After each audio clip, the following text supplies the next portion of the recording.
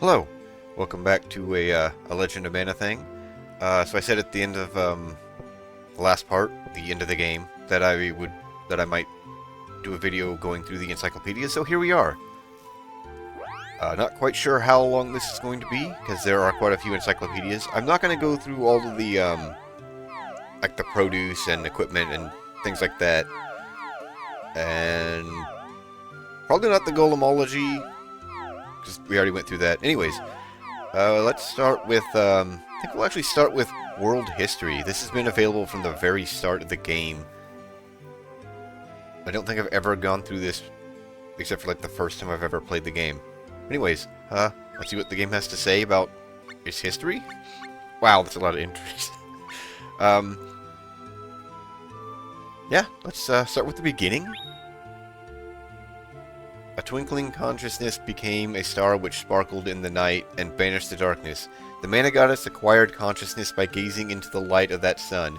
She made Fadiel a great land, but so far an empty one. Guess I'll back out, because it doesn't say the title of each. The Moon Gods. The Mana Goddess drew beams of 6 colors from the sun.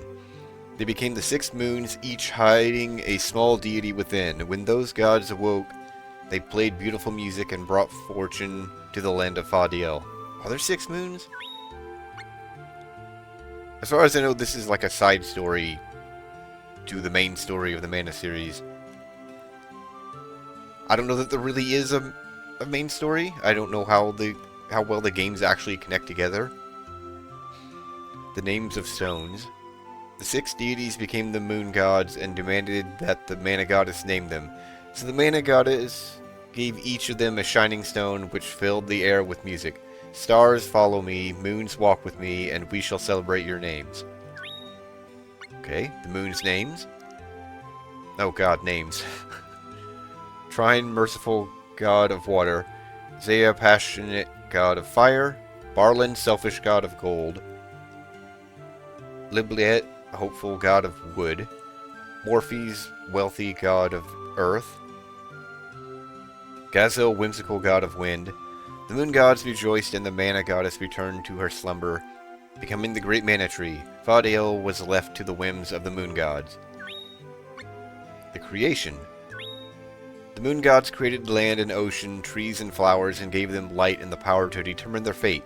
The light became the elemental spirits riding in the sky. They released beautiful light and were full of desire to serve the moon god's will. The moon gods then finally returned to slumber. Flamies. Then a beautiful yet powerful beast appeared, awakening the moon gods. The moon gods named this beast of strength and beauty Flamey. Whenever one of the moon gods would fall asleep, another Flamey would appear. Eventually, Flamies of all 6 colors came to populate all the land. Dark clouds.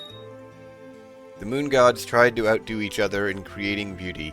Sometimes they argued trying follow the Mana Goddess's will and create many beasts. The dark clouds came to Fadiel, and the moon gods created greater beasts and set them loose upon the land. The Flamies then quarreled, and the cycle of creation and destruction repeated endlessly. The whole. The trees withered and the elemental spirits lost their luster. The land dried up, and soon thereafter wars began. As the wars dragged on, the powers of the moon gods were lost, and the land of Fadiel was scarred in pits. The other worlds opened in the wounds. The moon gods peeked into the other worlds and came to know fear, envy, and desire. I feel like they already knew those. Rebirth? Cracks appeared in the mana tree. Waves of chaos from other worlds came and tried to envelop all of Fadiel. Each moon god chose a Flamey and gave it a stone. The Flamies rode into the sky. They were born of the earth to ride in the sky and return to the earth. They became a flying river of mana. What are the stones, then? The thoughts. Fadiel was filled with the power of mana. It healed itself and shut away the other world. The Flamies returned to the moon gods but could not find them. The moon gods had lost their memories and became beasts. The 6 remaining Flamies cried in anguish and despair. The waves in the air settled and created many thought forms. The revelation. The The Flamies turned their backs on the moon gods and flew into the air. The moon gods turned into stars, and the Flamies never came back down. New concepts came about after the Flamies and the moon gods departed, but the elemental spirits were afraid and prayed to the Mana Tree, who responded with soft pulses. The Prophecy.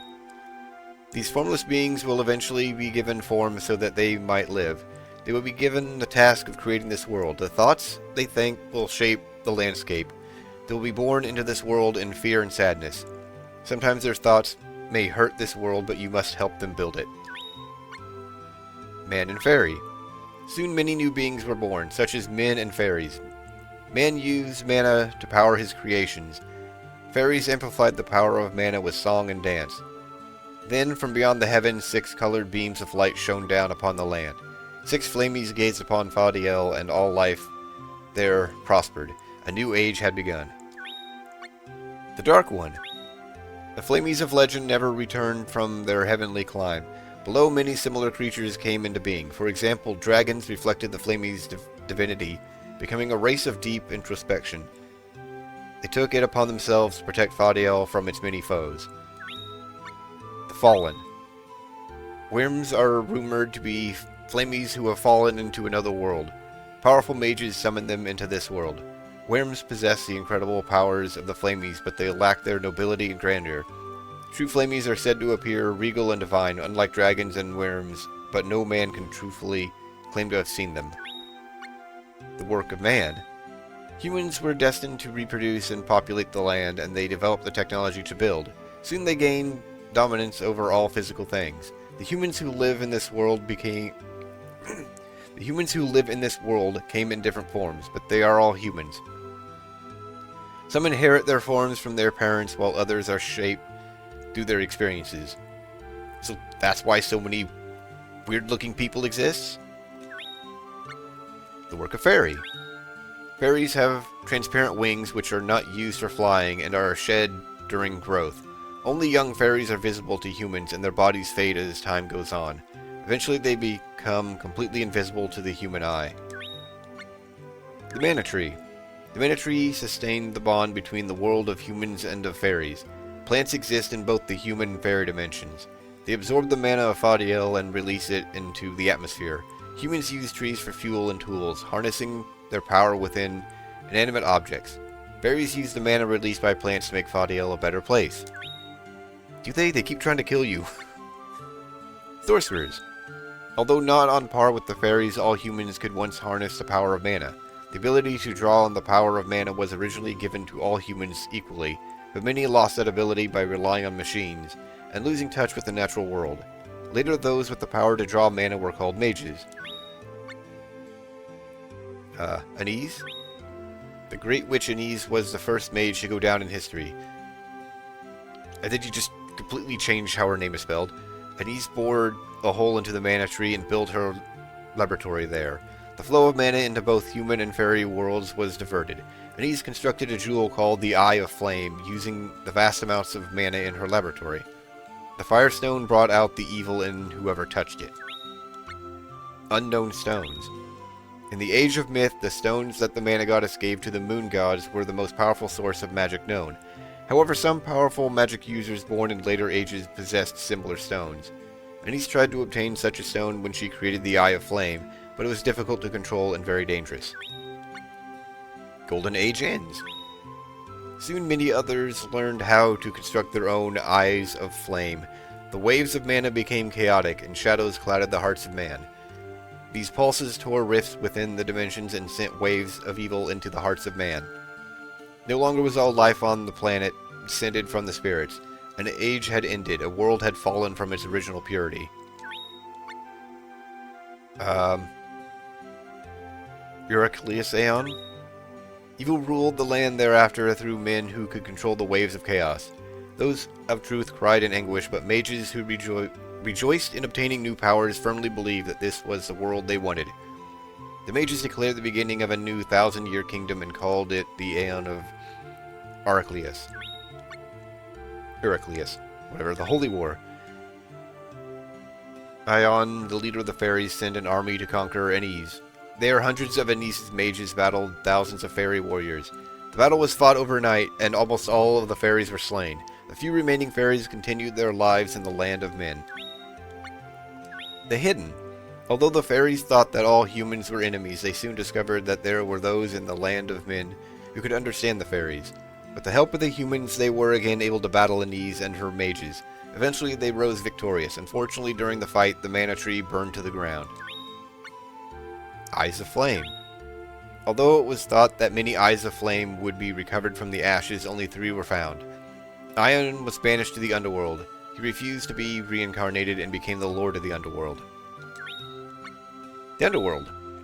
Ion, leader of the fairies, created his new servants, the Shadows. Shadows were born from the thoughts of Ion, and they brought the newly departed to the underworld. From this time on, all departed souls were brought to the underworld to receive the judgment of its lord. Seventh Moon. Anise was killed by a stone called the Seventh Moon. Legend has it that the fairy warrior who fought against Anise, a master of the Eye of Flame in her own right, bested her using this mysterious object. A brief peace. After the holy war of the mana tree, the flow of mana to the world resumed. Before, mages would steal from others, using dangerous magic, but now the land produced enough for all. However, the surviving mages could not stand being equal to their fellow creatures. They sought magic that could make everything their own. Mage's Tower. The mages started building towers at mana points all over Fadiel in order to regain the Eyes of Flame. They took action against the fairies who stood in the way of their plans. Whenever a tower was built, an army would come to destroy it. Such wars continued for hundreds of years. Soon all of humanity came to think of fairies as evil beings. Mountain School. Elise, who called herself Anuela, was the daughter of Anise. She had the power to bring mundane objects to life. After fleeing her mother's self-righteous rule, she settled in the northern mountains, and there created a group of dolls who would obey her every command. They came to be called magical beings, and her art was promulgated by mages who idolized her. Artificers. There were 2 types of magical beings. One type was imbued with life. Another type had hidden powers. The latter were called artifacts. Artifacts had weaker magical powers than Eyes of Flame, but were simpler to construct. Creating Eyes of Flame was fraught with accidents, so making artifacts became the most popular kind of magic. Argot. The king of dragons, Argot, destroyed all the mage towers in the land of fairies. Argot opened a hole into the other worlds and called forth many monsters. However, records state that he eventually turned to evil and was banished by the fairies. Sounds like he was evil already. Except for destroying the towers. Leucemia. Argot summoned a worm in the shape of a flammy. He summoned Leucemia, the worm of light, and the greatest of all the worms. Legend says that Leucemia leveled each and every mage tower and died trying to swallow an entire volcano. The Lillipes. The Lillipes are a small tribe that settled in the northern mountains. People said that they were similar to Anuela's dolls. Only Selva, who was tall and slim, oft visited Anuela by riding on a bird. Selva often took Anuela's dolls outside. The Ashes. In a charcoal maker's hut, a little girl awaited her father's return. Her name was Magnolia, and her father made a living by hunting and from making charcoal. Selva gave this girl one of Anuela's dolls. Anise's Fire. The doll that was brought into Magnolia's room had red stones as its eyes. They were the Eyes of Flame that Anise made, and they burst into flames and burned the hut to ashes. Mage and Ruby. Magnolia lost her life in the hut as it burned down, but the doll was saved. The doll began to call herself Magnolia, and she stayed with the Lillipes, until one day she left with a mage. The mage wanted to steal the Eyes of Flame in Magnolia's eyes, for they contained more mana energy than the enchanted instruments. Gaius. Anuela saw through the mage's plot. She left the northern mountain, then gave life to a rocky hill, so the mage's caravan could not progress further. The living hill called itself Gaius, and its knowledge seemed deeper and more vast than Anuela's. Anuela called for Gaius's help and prepared for war. The Conductor. All the fairies fought on Anuela's side, using many enchanted instruments. The mage's force fell apart against the power of the instruments with infinite mana power. Anuela came to be known as the player of the flying contrabass and as the conductor among fairies. Mage Halcyon? Halcyon the Mage was the last one who stood against Anuela. He used a stone called the Seventh Moon and fought against Anuela, but the mages among his army began to quarrel over the stone's possession, and Halcyon left the force. Gemiswald? The mages made a magic circle with the eyes of flame and summoned the Worm of Thunder, Gemiswald, to attack Anuela, but the Lillipes lured Gemiswald into a cave and killed it. Wow, the Lillipes are bloodthirsty. The leader of the Lillipes was Selva of the Four Winds. Eastern Wind. It became known to the mages that these instruments could be used as weapons. The mages took the remaining eyes of flame and the instruments acquired in the previous battles and fled to the east. There the mages made instruments with more mana power and dedicated them to their new lord, Lanwei. Emperor Lanwei. The mages provided Lanwei with their magic and urged him to prepare for battle with the fairies. Lanwei's army then progressed to the ancient city of Bindus and opened the gates to the land of fairies. Many nations used this as an excuse to start their own political battles. Rikrot IV? Rikrot IV was supported by Anuela and was given an army of wooden horses that could fly in the sky to fight against Lanwei and his mages. He came to be known as the King of Wooden Horses. Many brave men enlisted in Rikrot's army. Spiritual War. Grotto Grottos were Baldiel's power nexus, protected by the spirits of the aesthetics.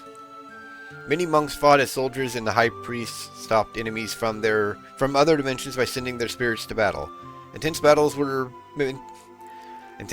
between the dimensions and other worlds took place in Gato. Getting ahead of myself. Rosiati. Rosiati was a hero who could pierce a warrior's chest with his arrows from miles away. It was anticipated that his bravery and skill would change the war's outcome. However, he only became Lanwei's general because Lanwei promised him great rewards. The Chase. In the midst of intense battles between Rikrot and Lanwei's army, Selva of the Four Winds brought his army of Lillipes and Flowerlings to fight on Rikrot's side. Lanwei then ordered Rosiati to kill Selva.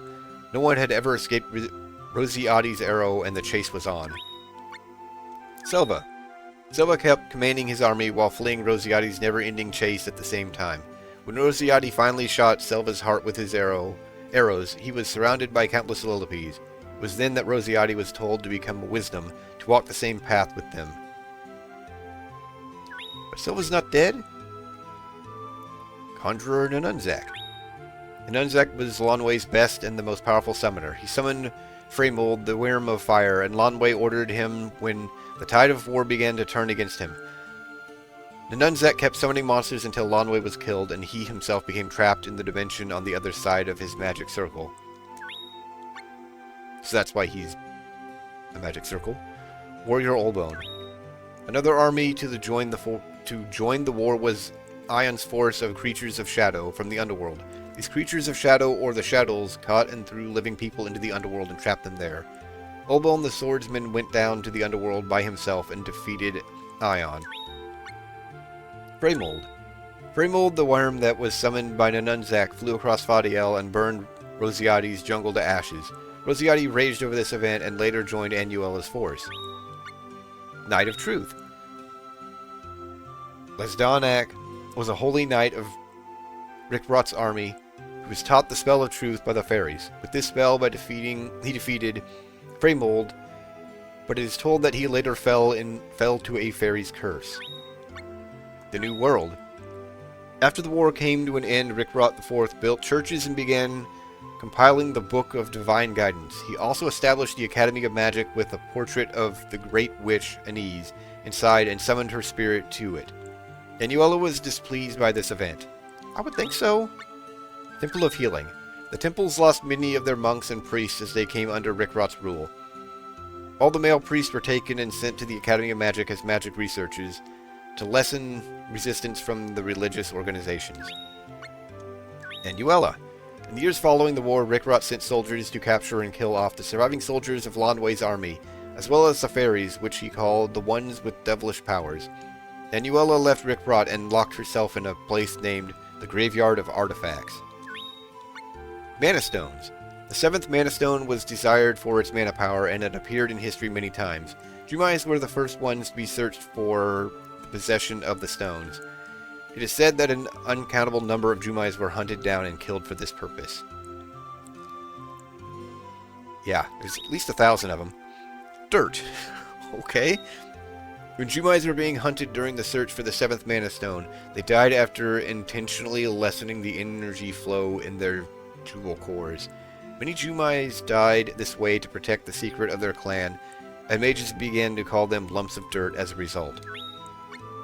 Angels.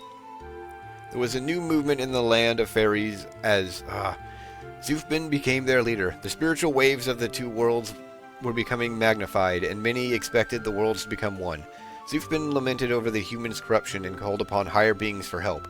Angels answered his prayers. Janna.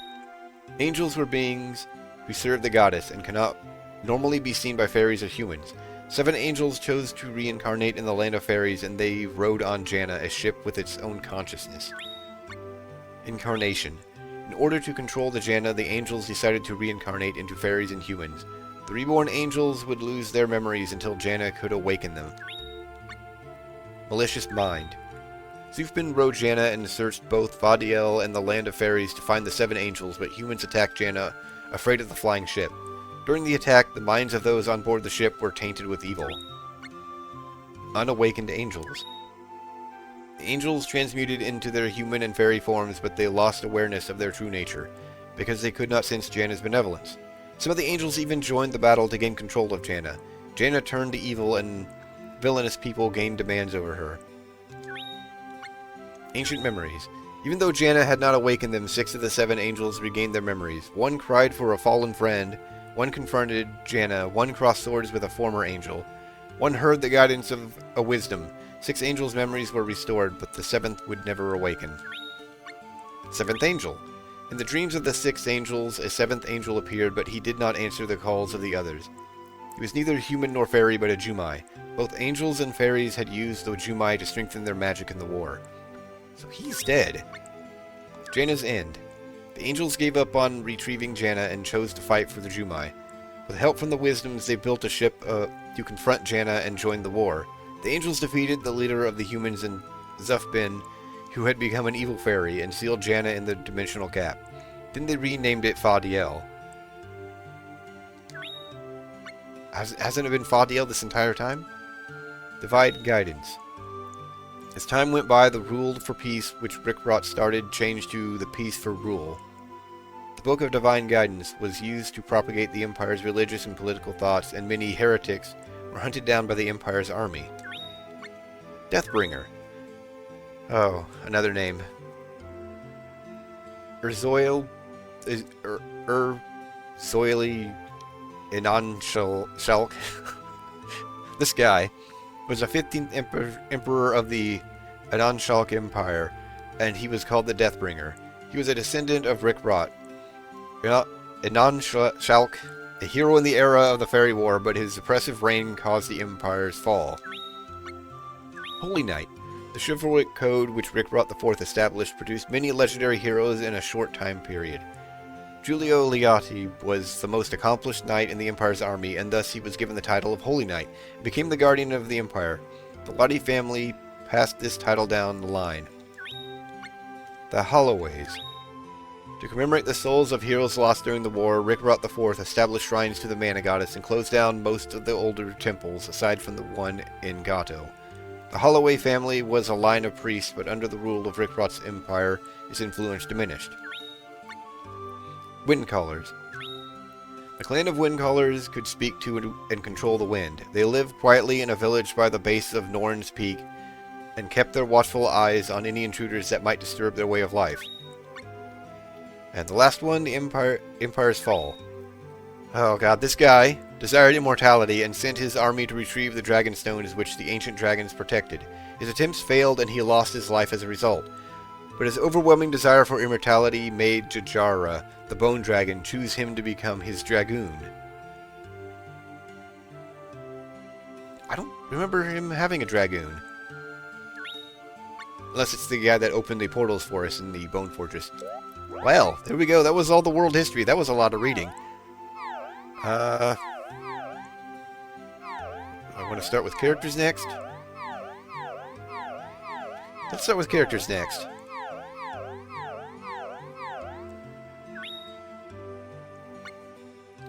Even more. Okay. Alright. And there shouldn't be nearly as much, because they also have portraits. Niccolo, he believes that he brings happiness to his customers with his transactions, but he sometimes plays dirty tricks on them. Dislikes the sproutlings and the flowerlings. Esgad. Oh, this guy. Born into the Liati family of holy knights, he fights for the cause of justice with an overbearing sense of righteousness. Diana, a monk soldier who protects Gado's temple. She grew up with Esgad, Matilda, and Erwin, but especially adores Matilda like her own sister. Lark, a beast warrior who once was a famous hero. He became Draconis' dragoon after he died. Sierra, a beast warrior who is Vadis' dragoon, never compromises and always hard on herself as well as on others. Pearl, Elazul's partner. She sometimes has that A is kind of hidden there. Sometimes has a tough time speaking clearly and is also very shy. Has a tendency to wander off and get lost while thinking. Lady Blackpearl, a Jumai knight who devotes herself to leading the Jumai through the threat of extinction. A very logical and level-headed individual. Elazul, Pearl's knight and one of the youngest Jumai. He speaks and acts in a rough manner and thus starts the occasional fight.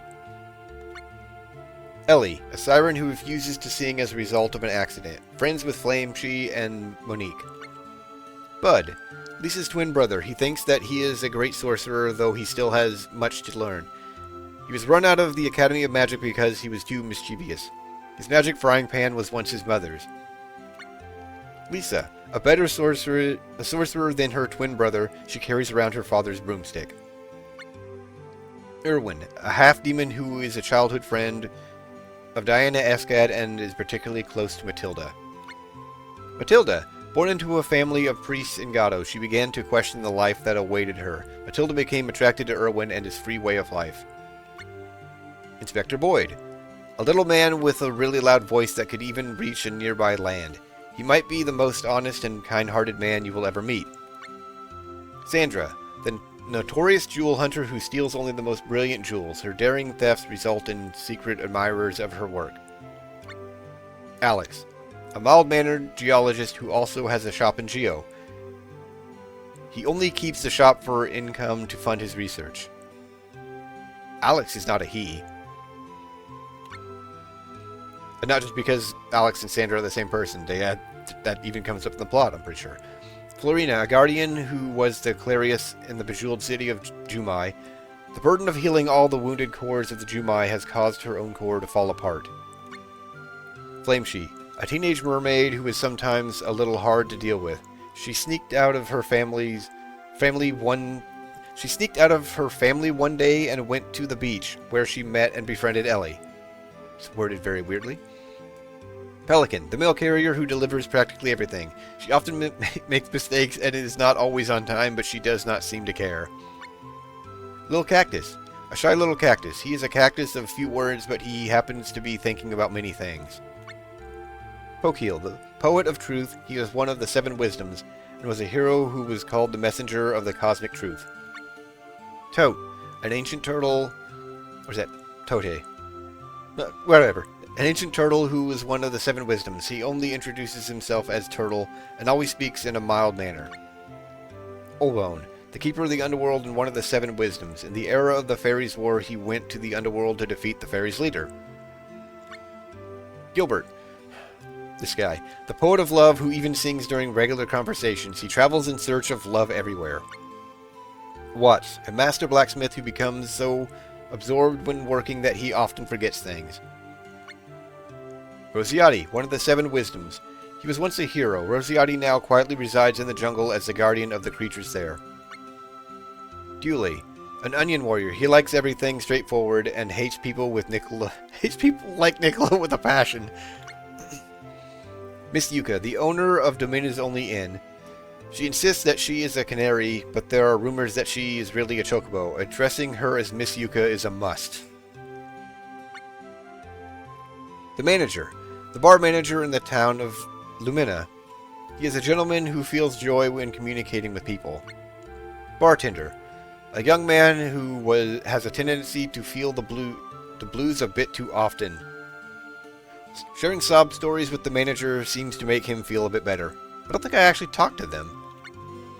Mark, the owner of Domina's item shop and also Rachel's father. He really loves his family, but they seem to be a little sick of his overdose of love. Jennifer, Mark's wife, who likes spending time outside his shop. She says anything that crosses her mind. Rachel, the daughter of Mark and Jennifer. She hardly talks and does not become too friendly with anyone. She is sick of her fairy-like appearance and the room decor. Reverend Nouvelle, the caretaker of the church on Domina's outskirts. He's a kind-hearted man who is full of knowledge, from how to catch rabbits to the history of this world. May, a glamorous fortune-teller. She led a luxurious and exciting life, but now she seems to be saving money for her old age.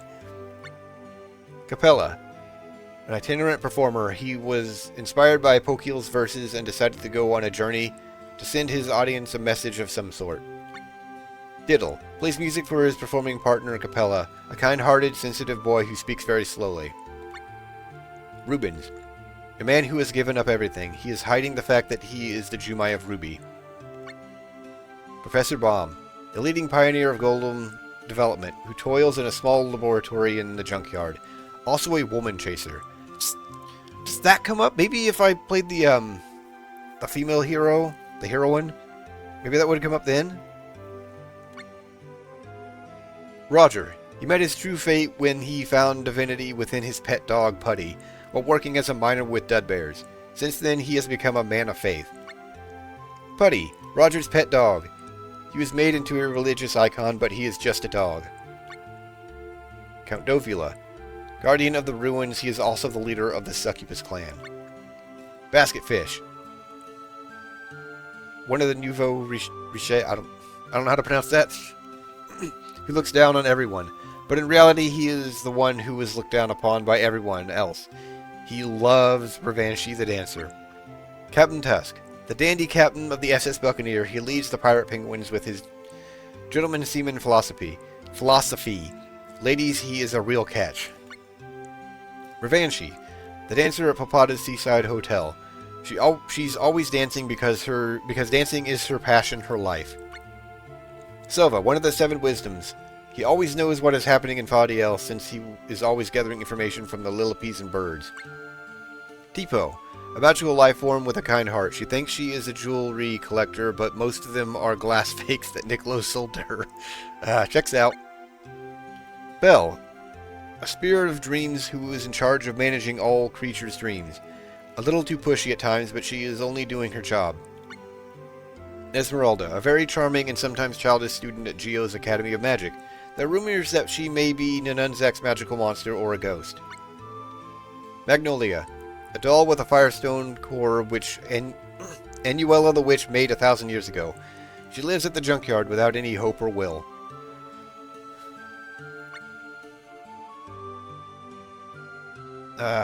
Decinis, professor at Geo's Academy of Magic, who is also a witch of reincarnation. She's the most avoided person there, perhaps because of her creepy behavior and appearance. The Nunzak. Back in the day, he was a conjurer who fought in many wars. Now he is a professor at the Academy of Magic, though his body is represented by a magic circle since his body was trapped in another dimension. Cathinja, the most popular professor at the Academy of Magic.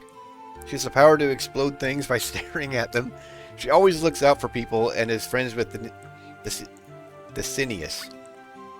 Louis, the caretaker of the magical creatures at the junkyard. He is an old magical creature himself, and he understands the anger and the sorrow they feel. Nefiancy, professor at Geo's Academy of Magic who has a strong passion for magic. Skippy, a sly little man who is a really fast runner. He sees through everything and is sometimes cunning.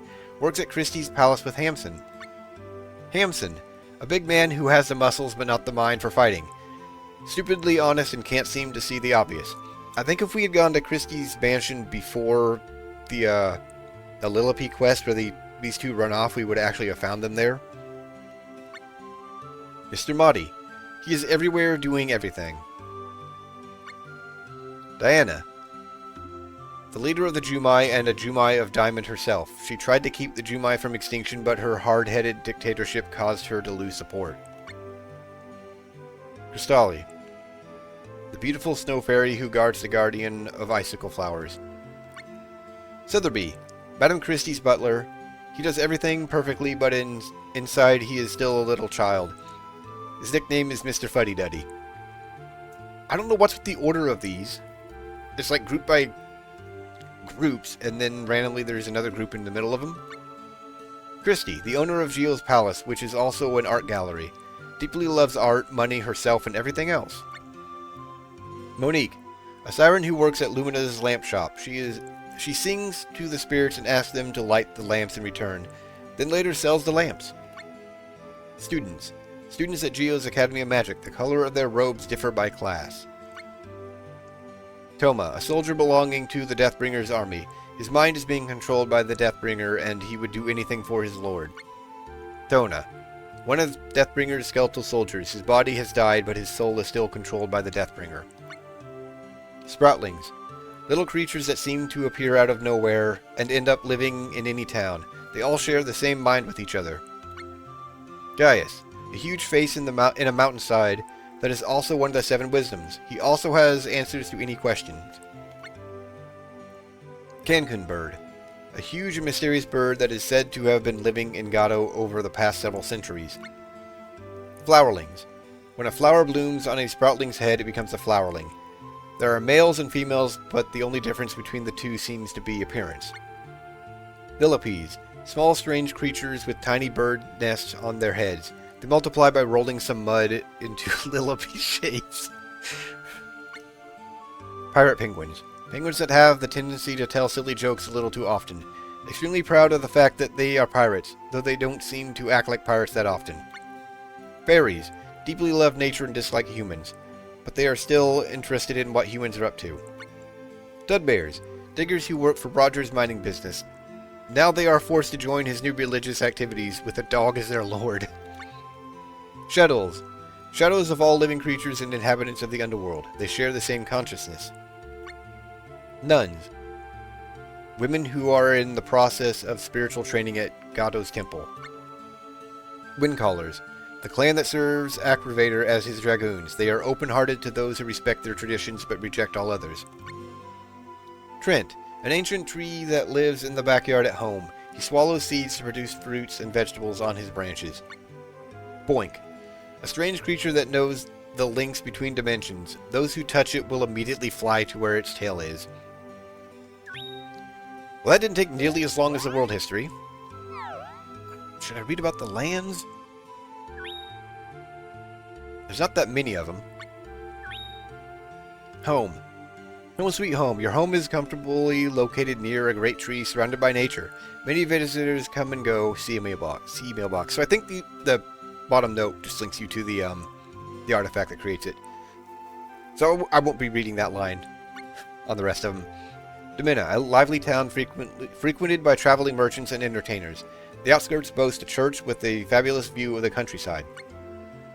Luan Highway. This highway was once traversed by merchants and entertainers, but the highwaymen have stopped all traffic. Some say that one of the 7 wisdoms lives nearby. Mekiv Caverns. This limestone cavern was created by underground currents. Over the centuries it was hollowed out and pillars were created. The cavern is made up of many levels. Lake Kilma. This sizable lake is surrounded by quiet forested mountains. Fairies, servants of the lake, are often witnessed there. Some say that incredible treasure lies under the lake. Gato Grottos. A town protected by divine winds. It is also always windy on the dangerous precipices. The temple of healing there is dedicated to the spirits of air and fire. Jungle.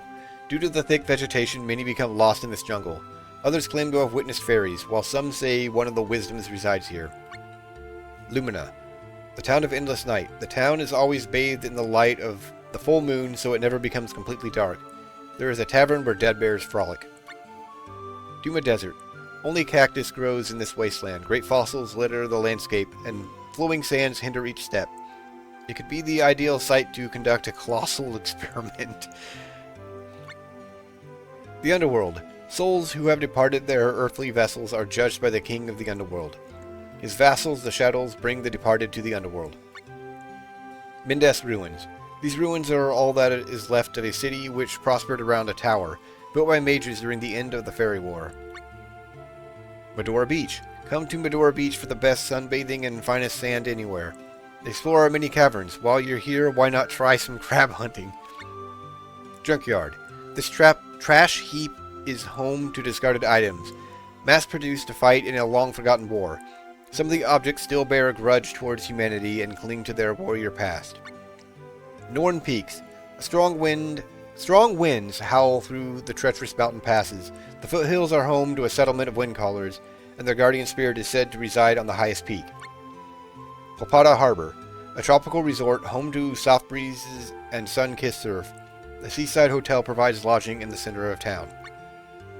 Tower of Leers. Looming in the night sky, the Tower of Leers was constructed by magicians during the Fairy Wars to increase their supply of mana. Nowadays, the tower is nothing but a stone testament to the power of its builders. Geo, a castle town with an academic atmosphere. Christie's Palace occupies the center. The instructors at the Academy of Magic have a lot of personality. The Bone Fortress. A tiny flowering village rests atop a gentle slope. Towering above them looms the Bone Fortress. It is said that the foliage around the walls holds huge amounts of mana. Ulcan Mines. The Ulcan Mines have been abandoned for ages. Now only curious weaponsmiths hunt for or for a suspicious gang is based here. SS Buccaneer. The good ship of the famed Captain Tusk, leader of a band of pirates. They have sailed north, south, east, and west in search of buried treasure. Fieg Snowfields. A frozen land buried in snow. Some say fairies' treasure is hidden here, but none have laid eyes upon it. There are reports of abominable snowmen here. The White Forest, a dense forest home of the White Dragon.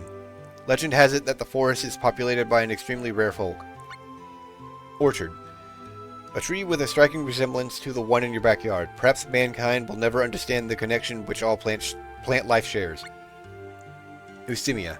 Erwin has resurrected this legendary beast who came from beyond the stars during the ancient wars. The wingless dragon split the earth asunder and razed entire cities, only to swallow a volcano and burn it himself up. Bejeweled City. This is the home of the Jumai. Boulder-sized jewels comprise every part of the city, and now even after the fall of the Jumai, it still shines with an everlasting glow. The Flames. The castle of Draconis. He has raised his domain from the depths of the underworld to return to the land of mortals. Tree of Mana. The ultimate source of all things. Everything within the sanctuary exists in an eternally immovable absolute state. Okay, do I go through the artifacts too?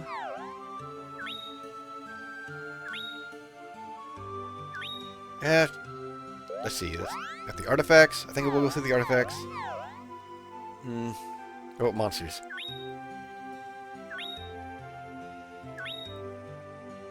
Okay, it looks like the monsters don't have much to say about them.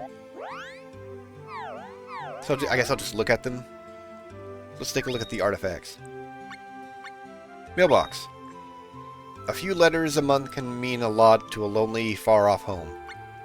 Color blocks. The town changes through the ages according to its citizens. It doesn't change to accommodate a new age. It changes to bring about a new age. Wheel. Even the longest roads are rutted by hundreds of wagons which traverse them. Roads remember their travelers, and wagon wheels are reflections of those memories. Jade Egg. By taking a stone formed through the ages inside the earth and shaping it into the source of all things, the earth's creative power was captured inside. Stone Eye. This artifact uses the power of the monster of the lake to turn to stone those who harm the lake. However, the power does not respond to the will of mankind. Flame. That which illuminated the shrine was but a small flame. Before long, mankind ceased to notice the fire, but its significance continued to grow. Medallion. The beasts who followed a wise man were eaten by an invading beast. It gained wisdom and became a wise man itself. Firefly Lamp. One poet wrote that all of history comes from lovers' whispers. It was a poem of lovers talking of love and the future, under the cool light of fireflies in the midsummer night sky. Sand Rose. An image of a rose in the sanctuary of mana. It never became a true rose. It turned into crystal, its power trapped inside for all eternity. Trembling Spoon. A silver spoon for scooping up flames to baptize departed souls into the underworld. Sometimes a soul who resists death becomes trapped inside. Then the spoon begins to tremble and must be discarded. Ancient tablet. Long ago, a civilization very different from our own, unimaginable scientific advances were made and are recorded on this tablet. However, mankind has lost the ability to decipher it. Torch of coral. The mermaid appears on the shore using a flame from its torch. It gives off light invisible to human eyes, and so they remain hidden. Broken doll. The doll was a servant of mankind when artifacts were used as instruments of war. Skull lantern. Mages searching for a gem guarded by a dragon crafted the skull of a fallen comrade into a lantern. It glows of its own accord. Rusty anchor. Even large anchors are small compared to their ships. These very anchors are what hold the ships firmly to the harbor, not unlike mankind's role on Earth. That was a really random bit at the end there. Moon's mirror. The mages of antiquity would pour water onto the mirror and reflect the moon and stars to learn of mankind's fate from the heavens. Tome of magic. In ages past, many tried to explain the works of the gods, spending much time and making incredible sacrifices. The secrets they have uncovered are small, but hold enough power to destroy a continent. Dragon bone. Ages ago, bones from dragons were used by alchemists. The dragons of wisdom lived the longest and had unbelievable powers. Their bones were the hardest to find. Bottled spirit. Once a foolish mage tried to seize the powers of a spirit by imprisoning it in a bottle. The mage was immediately slain by the spirit's curse, but the bottle containing a powerful spirit remained. Pirate's hook. When a land dweller first sets out to sea, he is faced with dangers unknown. Even after replacing a lost hand with a hook, pirates continue to challenge these dangers every day. Frozen heart. Once a gem hardens into a core, it grows swiftly, not unlike the hardness in one's heart. If the core grows large, it may remain despite its owner's death. Green cane. This cane is capable of drawing power from the earth, converting it to mana, and releasing it into the atmosphere. It is said that by sticking it into the ground, an entire forest shall grow overnight. Golden seed. Seeds contain everything. Everything starts from a seed. Each generation of seeds produces another. Brooch of love. This was given to a mage who promised to acknowledge all and understand all. Whoever wears this brooch is charged with overcoming any ordeal through love. Jumai staff. A staff repleted with the power of gems of every color. The jewels draw in and store the waves of various kinds of mana. They can then be released. Sword of mana. This sword has the will to shape its own destiny. It is said that a disruption of air flow follows this blade, and if you listen closely, you can hear the air around it hum. Okay, so I'm not going to look at items or equipment, or produce, or techniques. So, all we got to do now is look at the monsters. Let's take a look at the note first. Okay, this is just how to read them, basically. It's what they're strong and what they're weak to. Oh, it does have a little bit of information. Okay. Rabbite. A round bunny-like monster, watch out for its biting attacks. It's like nowhere in the game, except for the pet version, is it actually yellow. I think these are actually the pet versions that you see here. Mole bear.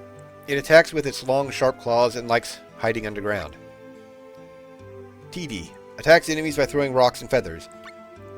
Howler. Attacks by jump kicking with its strong hind legs. Gray ox. It attacks enemies by headbutting with its horns or by licking them. Lullabud. Spews toxic pollen to poison its enemies. Mushboom. A cute mushroom that attacks by kicking and by throwing its own cap. Shrieknip. A giant radish that shoots its leaves and seeds like missiles. I don't remember if we encountered that. I think we did. I don't think it would be in here if we didn't. Malboro. All it can do is punch anything in front of it and exhale really stinky breath. Wooding. A tree that became possessed by evil spirits. Attacks with its arm-like branches. Stingerbug. Attacks with its scythe-like forearms and with its huge needle and back. Hoppin' tick. It jumps on enemies to suck out blood. Silk spitter. Instead of making a cocoon for itself, it spews out fiber to attack enemies. Maybe it doesn't want to grow up. Sand scorpion. Watch out for its gigantic pincers and tail. Glue moth. Spews poisonous scale powder on enemies. It can also shoot out lethal eye beams. Tonpole. A cute little tadpole that is trying its best to be a good monster. Lizardon. It swallows the enemies by using its tongue, whether it's hungry or not. Rattler Boa. A rattlesnake that wraps around its enemies to cause great damage. Basilisk. Its eye beams cause petrification in a flash. Tyrannos. It chomps on any enemies with its huge jaws. Niffish. A colorful spiny fish attacks with its water bubble cannon. Pincher crab. A grumpy crab shoots out its huge pinchers to attack enemies. Sea jack. A shark with a gigantic saw-like nose. Watch for its lethal body blow. Sea dragon. A sleepy-looking monster attacks with water while floating in the air. Big baby. An adorable-looking monster with big eyes. Spits out water bubbles. Also plays with you. Like, bounces you around. It's obnoxious. Beetlebeak. A ball-like bird which attacks with its sharp beak. Bloodsucker. Attacks with ultrasonic waves. For some strange reason it belongs to the aerial group? Why wouldn't it? Cockatrice. A chubby bird-like monster. Its tail is a snake that can bite and petrify enemies. Chocobo. Nope, not the same Chocobo you know. Sure it's not. Garuda. A large bird-like monster that attacks with its sharp beak and claws. Shadow Zero. A quick-moving shadow with big attacks. Slime. A gooey drop with 2 eyeballs. Tesla. Generates an electric field to zap anything around it. Din-Din. A winged snail that can move faster than its grown crawling kin. Moldy Goo. A big lump of mold with dead soldiers' weapons stuck in it. Skull Beast. Just a bunch of animal bones with a funny walk. Okay. Zombine. They happen to be born this way. Spectre. A monster that attacks enemies by slapping them with its big hands. Skeleton. A fancily clad skeleton knight. Ape Mummy. A large mummified ape. It charges towards enemies to attack. Imp. A tiny demon with a tiny spear. It can use some magic too. Fierce Face. A flaming monster head that floats in the air. Punkster. A fun-loving demon that likes to start cyclones. Darkstalker. A knight of shadow, clad in heavy armor.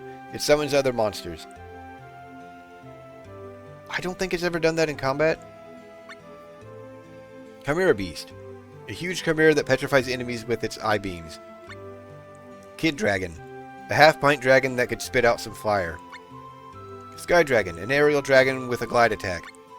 Land Dragon. A dragon with tough skin. It has a tendency to go berserk. I Spy.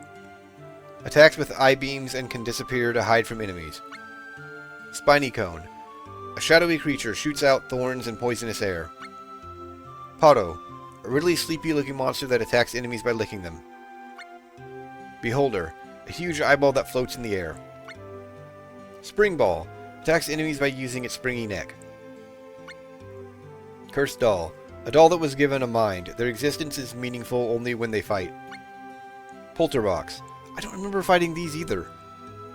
It preys upon unaware treasure hunters with surprise attacks. Chest Knight. Its overwhelming wish to fight turned it into a monster.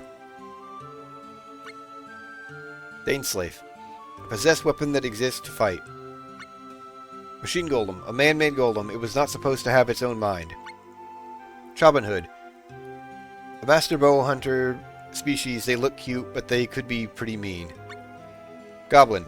It firmly believes that evil doing is the true meaning of life. Tomato Man. A clan of black magic priests. It is said that they never leave their pots. Sahagin. It became a demi-human as it began living ashore. Succubus. One of the vampire clans. They tend to look down on the other clans.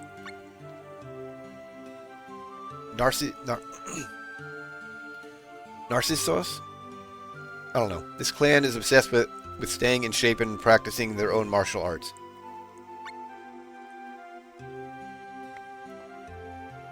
Mad Mallard. Loaded with attitude, these ducks pop out egg bombs. Axebeak. Okay, so now we're into bosses. bird-like creature that lives in the deserts. Chimera Lord, a demonic creature with a fierce appearance. Punkmaster, a small creature with an evil mind. Gremlin, a mischievous little demonic creature. Shadow-01, a shadow that loves grabbing people's attention. Skeletal Soldier, soldiers of the Deathbringer's army. The Windcallers, the entire clan serves Activator as his dragoons. Count Dovula, the leader of the Succubus clan. Mantis Ant, okay, nothing there. Alright. Hegs Ant. Doing. Ducate. Ducate? I don't know. I thought these were supposed to be small. Dumary. Gorgon's Eye. Boreal Hound. Gova. Spriggan. These things were a pain to fight. Labane. This thing was also horrible to fight. Tropicalo. This is probably the one that was... Actually, I think both of them are pretty bad to fight. Full Metal Hagar. Orc. Jewel Beast. Jewel Beast 2. Jewel Beast 3. Jewel Beast 4. Iron Centaur. Lark the Centaur. Zenoa. The Deathbringer. The Deathbringer 2. You only fight him if you have the Saga Frontier save to get the sword I was using the whole game. Kima. Hirodama. Activator. Jajara. Vadis. Vadis. Draconis. He was a bit bigger than that. Lord of Jewels 999. Irwin. The Mana Goddess. Do I not... Is there no way to see... Huh. There's no way to see the alternate. Okay. I don't think we saw the night form of her. Well, there we go. I don't think there's anything else I really want to look at.